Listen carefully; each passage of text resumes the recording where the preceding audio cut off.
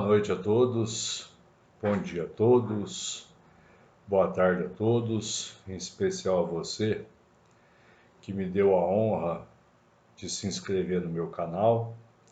Meu muito obrigado, mais uma vez, que Deus o abençoe. E você que me visita pela primeira vez, espero contar com a sua inscrição e você ativar as notificações para que sempre que eu fizer uma matéria nova, você esteja por dentro dos temas do direito penal e do processo penal.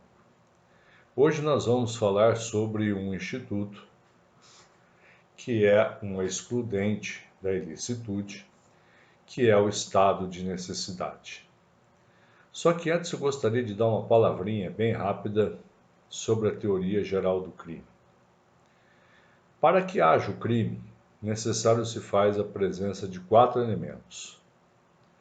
O primeiro é a conduta, que pode ser dolosa ou culposa. A segunda, o nexo de causalidade, que é o liame, que liga a conduta ao terceiro elemento, que é o resultado. E o quarto elemento, que é a tipicidade, onde não há crime sem lei anterior que o defina e nem pena sem prévia cominação legal. Uma vez presentes esses 4 elementos, nós falamos então da existência do fato típico ou tipicidade. Mas existem algumas situações fora da tipicidade que tornam lícita a conduta do agente e que não há crime. E são chamadas de causas excludentes, que são o estado de necessidade, a legítima defesa, o estrito cumprimento do dever legal e o exercício regular de um direito. O próprio artigo 24, ele diz: não há crime. Portanto, essas situações, quando praticadas pelo agente em estado de necessidade, estrito cumprimento do dever legal, exercício regular do direito e em legítima defesa, a própria lei expressamente aduz que não há crime. Mas vamos à aula de hoje, uma aula bem breve, falando sobre o estado de necessidade, que também é uma excludente da responsabilidade civil na esfera civil. O artigo 24 diz o seguinte: considera-se em estado de necessidade quem pratica o fato para salvar perigo atual. Então, a primeira característica aqui é o perigo atual, que não provocou por sua vontade, nem podia de outro modo evitar, direito próprio ou alheio, cujo sacrifício, nas circunstâncias, não era razoável exigir-se. Não pode alegar o estado de necessidade, parágrafo 1º, quem tem o dever legal de enfrentar o perigo. Por exemplo, o salva-vida, o bombeiro, o policial, ele não pode alegar o estado de necessidade. Embora seja razoável, parágrafo 2º, exigir-se o sacrifício do direito ameaçado, a pena poderá ser reduzida de 1 a 2 terços. Dando uma volta na história, no direito romano, não havia normas falando sobre o estado de necessidade, mas havia a aplicação de um princípio de que não haveria delito quando a conduta fosse necessária para defender um bem de valor superior ou igual ao bem atingido. O direito canônico também ele tinha uma norma, que quando os casos apresentassem reconhecida necessidade, as condutas elas eram justificáveis. A doutrina estrangeira, representada por List, diz e define o estado de necessidade como uma situação de perigo atual dos bens protegidos por lei, em que não há outro remédio senão a violação dos interesses de outrem legalmente protegidos. Entre nós, um autor que eu gosto bastante, que é o professor Francisco de Assis Toledo, nos ensina que o estado de necessidade é uma situação de perigo atual para interesses protegidos pelo direito, em que o agente, para salvar um bem próprio ou de terceiro, não tem outro meio senão lesar o interesse de outrem. Nelson Hungria, ele, ao escrever sobre o estado de necessidade, ele nos ensina que se trata de uma faculdade, pois diante do perigo abre-se a possibilidade de ação para preservar o bem jurídico ameaçado. Não se pode tê-lo como direito, diz Hungria, pois a este corresponde uma obrigação e nenhum dos titulares dos bens envolvidos está obrigado a suportar a lesão. Por outro lado, outro doutrinador que é bastante respeitado, que é o professor Aníbal Bruno, entende que o estado de necessidade é um direito, mas esse direito é exercido contra o Estado, e não contra o direito do bem ameaçado, ou contra o titular do bem ameaçado, que está obrigado, diante da caracterização da eximente, a reconhecer a inexistência de crime.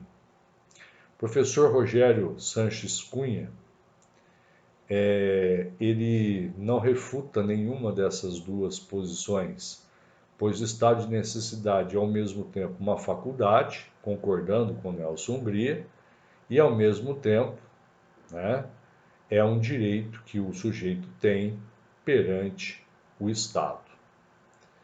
O estado de necessidade, ao contrário da legítima defesa, ele sempre existiu, desde as mais antigas legislações entre os povos mais antigos, mas não era considerado um instituto autônomo pelos romanos canonistas nem pelos práticos medievais.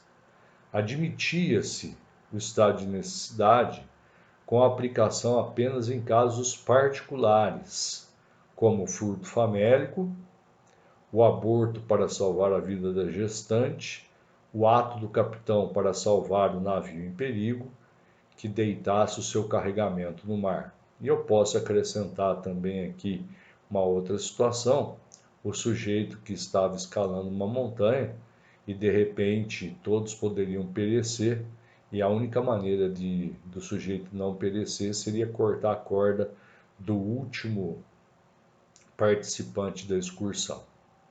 Basileu Garcia, né, no seu livro Instituições do Direito Penal, e eu tive a oportunidade de ver ao vivo o professor Milton Duarte Segurado, pediu para que a gente fizesse, né, um resumo de um caso chamado Caso Mignonette. O capitão desse navio e seu imediato, sobrevivendo ao naufrágio da embarcação, após 18 dias de sofrimento no mar, mataram um tripulante para saciar a fome e a sede, como se fossem canibais. Esse fato ocorreu em 1884, foi julgado na Inglaterra e os réus foram condenados à pena de morte, beneficiando-se em seguida com uma comutação de pena para 6 meses. Os jusnaturalistas, aqueles que defendem o direito natural, é que deram noção geral a essa discriminante. Nelson Hungria, novamente citando o grande mestre, disse que surge divergências quanto ao efeito penal do estado de necessidade. Diziam uns que era excluída a imputabilidade ou a culpabilidade do agente, dada a sua consequente perturbação de ânimo ou coação psíquica, e não a injuridicidade do fato. Mas outros entendiam que era suprimida a injuridicidade, desde que no conflito de interesses era salvo o preponderante, o estado de necessidade, que tornava o fato o sacrifício do direito menos valioso. Durante muito tempo, né, prevaleceu a corrente jusnaturalista. Depois, nós passamos na história a considerar com que o estado de necessidade é uma causa excludente, porque a própria lei diz assim: não há crime, e é dizer, o fato necessitado é lícito. O nosso Código Penal, ele optou pela teoria unitária, isso é bom para concurso, tá? Que consagra o estado de necessidade como excludente de criminalidade, sem as restrições adotadas pela legislação alemã, não estabelecendo expressamente a ponderação de bens, não definindo a natureza dos bens em conflito ou a condição dos titulares dos respectivos bens. A maioria dos autores que eu tive a oportunidade de ler para preparar essa aula, entende que o artigo 24 do Código Penal só trata do estado de necessidade como excludente de ilicitude.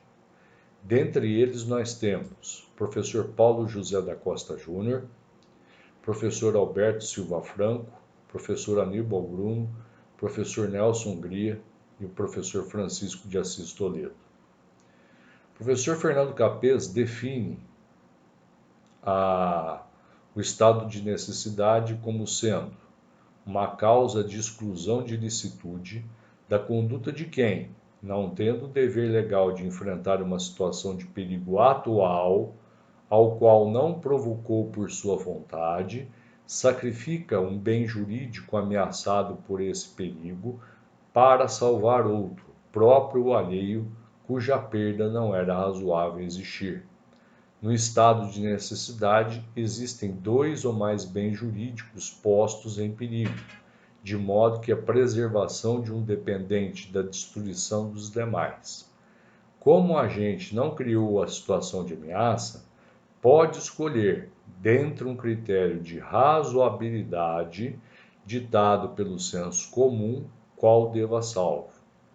Por exemplo, o motorista joga-se na frente, um pedestre joga-se na frente de um motorista, que para preservar a vida humana opta por desviar o seu veículo e colidir com outro que se encontrava estacionado nas proximidades. Entre sacrificar a vida e um bem material, o agente fez a opção claramente mais razoável. Não pratica crime de dano, pois o fato, apesar de típico, não é lícito. O professor Francisco de Assis Toledo, também falando sobre o estado de necessidade, ele diz o seguinte: o estado de necessidade exculpante pressupõe a existência do injusto, isto é, de uma ação típica e antijurídica, o que induvidosamente não poderá ocorrer no direito brasileiro enquanto perdurar a redação dada ao artigo 24, pelo menos em relação a bens de igual valor, vida contra vida. Diante de uma norma permissiva, não há como se falar em ilicitude do fato a que ela se ajusta. Então vamos pontuar, os principais aspectos do estado de necessidade. Primeiro, o sujeito ele aplica ou ele pratica uma conduta para se salvar de um perigo atual. Segundo, esse perigo tem que ser atual e não iminente. O perigo iminente ele existe na legítima defesa. Tá? É o que prevê o artigo 24. Em segundo lugar, além de comprovar que o perigo é atual, é necessário o sacrifício de um outro bem jurídico para salvar um bem jurídico. Um exemplo, o furto de um automóvel estacionado na via pública para fazer o transporte de uma pessoa que corre um risco de morte. É óbvio que o furto do automóvel é crime, mas nesses casos e com as devidas comprovações do perigo da situação, poderá ser aplicada a excludente do estado de necessidade. Uma outra situação é quando alguém se vê atacado por um cachorro feroz. Embora possa, fechando um portão, esquivar-se da investida, não pode matar o cão, a pretexto de estar em estado de necessidade. O perigo, nesse caso do cachorro, ele era evitável, e a lei diz que o perigo tem que ser atual e inevitável. Assim, a lesão causada. Concordamos com o professor Aníbal Bruno no sentido de que o agente do fato necessário deve atuar de modo a causar o menor estrago possível. Assim, entre o dano à propriedade e a lesão a alguém, o correto é a primeira opção. Entre a lesão a várias pessoas e uma só, melhor é esta última. Agora, se no exemplo do cão feroz eu não tenho como fechar o portão e eu só tenho como saída, por exemplo, agredir o cão ou matar o cão, aí eu estaria amparado pelo estado de necessidade. Fazendo um resuminho bem rápido. O estado de necessidade, primeiro, exige ameaça a direito próprio ou alheio. Segundo, exige a existência de um perigo atual e inevitável. Terceiro, exige a inexigibilidade do sacrifício do bem ameaçado. Terceiro, uma situação não provocada pelo agente. E quarto, o conhecimento da situação do fato justificante. Quando nós falamos também de estado de necessidade, nós podemos ter o estado de necessidade de terceiro, quando o terceiro está sob perigo, e nós temos também o estado de necessidade putativo. Quando a gente fala de estado de necessidade putativo, sempre a gente tem que lembrar no erro. E na minha concepção, a questão do erro está ligada à culpabilidade. Se o erro ele for um erro em que nenhuma pessoa pode evitar aquele erro, um erro absoluto, um erro essencial, exclui o dolo, subsistindo a presença da figura apenas a título de culpa. Quando o erro é evitável, aí, nessa situação, o sujeito responde também pela culpa. Isso é o que diz das discriminantes putativas do artigo 20, parágrafo 1º do Código Penal. É isento de pena quem, por erro plenamente justificado pelas circunstâncias, supõe situação de fato que, se existisse, tornaria legítima a ação. Não há isenção de pena quando o erro deriva de culpa e o crime é punido a título de crime culposo. Uma jurisprudência interessante que eu achei foi de um senhor que foi processado por estelionato. E o que aconteceu? Eu queria que vocês lessem e acompanhassem comigo a emenda. Penal e processo penal. Apelação. Lavrador. Estelionato previdenciário. Estado de necessidade configurado. Absolvição. A conduta do réu é típica e, em uma primeira análise, antijurídica e culpável. Houve, contudo, no caso concreto, outro fato o qual o direito penal não pode permanecer indiferente, qual seja o grave estado de saúde da esposa do apelante, que inclusive veio a falecer. O fato imputado ao apelante, apesar de ser típico, analisadas as circunstâncias que o acompanham, não se revelou antijurídico em face da existência da causa de excludente de antijuridicidade. Ao tempo em que o apelante recebeu benefício indevidamente, este cessou com a morte de seu filho, o perigo para a saúde de sua esposa era atual, levando em conta sua condição de lavrador. Era impossível de ser evitado o perigo por outro modo igualmente eficaz. Encontram-se preenchidos os requisitos do estado de necessidade, que é o perigo atual, não provocado pelo agente, salvamento de direito próprio do agente ou de outro, impossibilidade por outro modo de evitar o perigo, razoável inexigibilidade de sacrifício do direito ameaçado. Isso está no livro Comentários ao Código Penal, volume 1, tomo 2, Nelson Gria e Heleno Cláudio Fragoso, quinta edição, Editora Forense, 1978, página 273. Esse julgamento foi feito pelo TRF1 na apelação 00328205 2010 40 13 307 00328205 2010 0401 3307, em que foi desembargador relator Olindo Menezes, julgado em 12 de 1 de 2016 na quarta turma.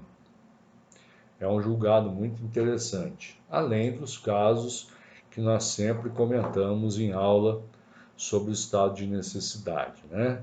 Que é o furto famélico, que é a coação, né, para a realização de uma cirurgia, né, que é muitas vezes a situação de você sacrificar um direito para salvar outro direito.